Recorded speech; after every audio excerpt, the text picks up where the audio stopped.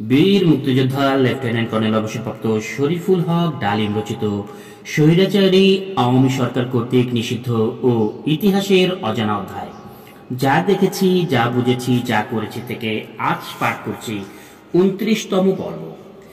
শেষ গল্পে বলা হয়, চট্টগ্রাম ইপিআরকে জানানো হয়েছিল সারা দেশে স্বাধীনতার ঘোষণা বা বাণী প্রচারের জন্য। স্বাধীনতার যুদ্ধের ইতিহাস নামক প্রকাশনায় এই কাহিনীটি নথিভুক্ত করা হয়েছে, কিন্তু একটুখানি যুক্তি দিয়ে বিশ্লেষণ করলেই বোঝা যায় এই কাহিনীটিও আষাঢ়ের গল্প মাত্র।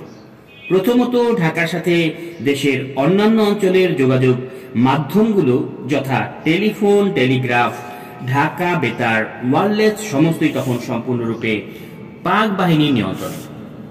এবার দেখা যাক ঢাকা ইপিআর এর মাধ্যমে চট্টগ্রাম ইপিআরকে নির্দেশ পাঠানোর প্রশ্নটি। ঢাকা ইপিআর যদি শেখ মুজিবের নির্দেশে স্বাধীনতার ঘোষণা চট্টগ্রাম পৌঁছাতে পারে, তাহলে ঢাকা ইপিআরই তো বলা যেত ঢাকা থেকে সারা বাংলাদেশে ওই ঘোষণা প্রচার করার জন্য। তাছাড়া সবারই জানা ছিল ঢাকা ইপিআর এর হেডকোয়ার্টার এবং পিলখানা সিগন্যাল সেন্টার ২৩শে মার্চেই আমি দখল করে নিয়েছিল। তারপরও কথা থাকে, চট্টগ্রাম ইপিআর এর দায়িত্বে ছিলেন তখন বাঙালি তরুণ অফিসার ক্যাপ্টেন রফিকুল ইসলাম।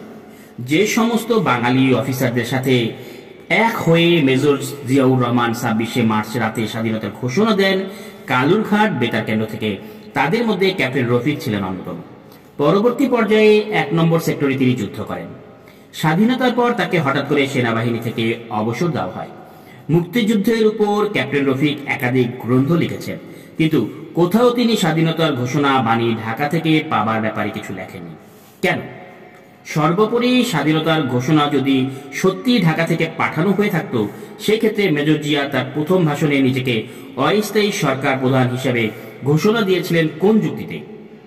তারপরও প্রশ্ন থাকে, চট্টগ্রাম আওয়ামী লীগের তৎকালীন আরেক নেতা আব্দুল হান্নান, যিনি ২৩ মার্চ চট্টগ্রাম বেতার কেন্দ্র থেকে একাধিকবার বক্তব্য প্রচার করেছেন, তিনিই বা কেন তার প্রচারণায় একবারও উল্লেখ করলেন না স্বাধীনতার ঘোষণা বাণী ঢাকা থেকে পাওয়ার কথা?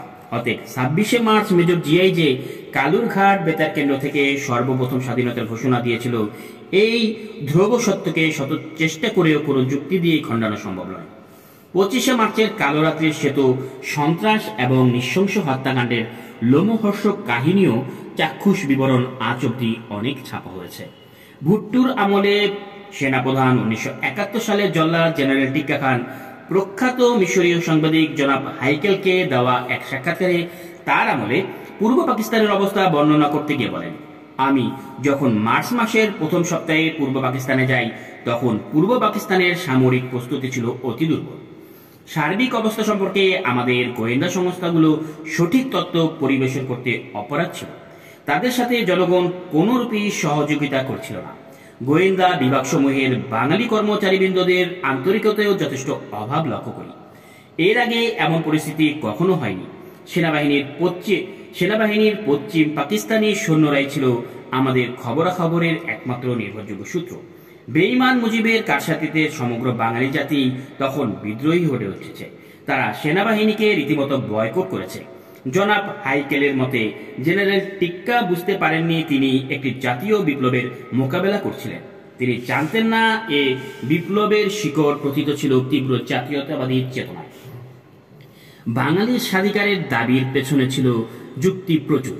এরপরও ঢাকা আলোচনা কিভাবে ব্যর্থ হয়ে গেল সে কথা বলতে গিয়ে জেনারেল টিক্কা খান জনাব হাইকেলকে বলেন, ঢাকা আলোচনা ব্যর্থ হয়ে যাওয়ার পর রাষ্ট্রপতি আমাকে নির্দেশ দেন ২৫শে মার্চ রাতে সামরিক অভিযানের মাধ্যমে বাঙালি বিদ্রোহ দমন করে পূর্ব পাকিস্তানে আইন শৃঙ্খলা পুনঃপ্রতিষ্ঠা করার জন্য।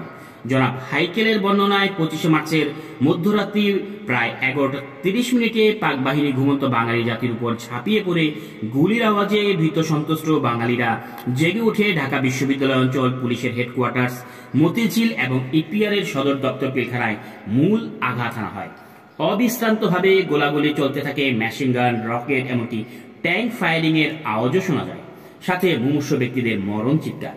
রাতের আকাশ আলোড়িত হয়ে উঠে ফ্লেয়ার ফায়ারিং এ বিশ্ববিদ্যালয়ের ইকবাল হল এবং জগন্নাথ হলকে রেকোয়েলস এর রাইফেল এবং মর্টার ফায়ারে ধূলিসাৎ করে দেওয়া হয়।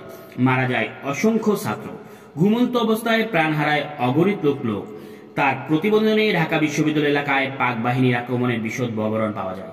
তিনি লেখেন, মাঝরাতের পরপরই পাকিস্তান আর্মির সাজোয়া বাহিনীর একটি কলাম বিশ্ববিদ্যালয় এলাকায় ক্ষিপ্ত গতিতে ছুটে যায়। সেনাবাহিনী ব্রিটিশ কাউন্সিল লাইব্রেরি দখল করে সেটাকে ফায়ার বেস করে ছাত্রবাসগুলির উপর আক্রমণ চালায়। ঘুমন্ত অবস্থায় গুলিবিদ্ধ হয়ে ইকবাল হলের 200-টিরও বেশি ছাত্র প্রাণ হারায়। বিদ্রোহী ছাত্রদের একটি কেন্দ্র ছিল ইকবাল হলে। দুদিন যাবৎ অসংখ্য লাশ ছড়িয়েছিল মাঠে, পথে, হলগুলোর চত্বরে এবং কক্ষগুলোতে। দুদিন পরই সৈনিকরা হলগুলোর প্রাঙ্গণে গর্ত করে মৃতদেহগুলোকে মাটি চাপা দেয়। গণকবরগুলো খুঁড়তে বড় বড় বুলডোজার ব্যবহার করা হয়। বিশ্ববিদ্যালয় এবং শহরের বিভিন্ন এলাকায় বস্তিগুলোতে আগুন লাগিয়ে দেওয়া হয়।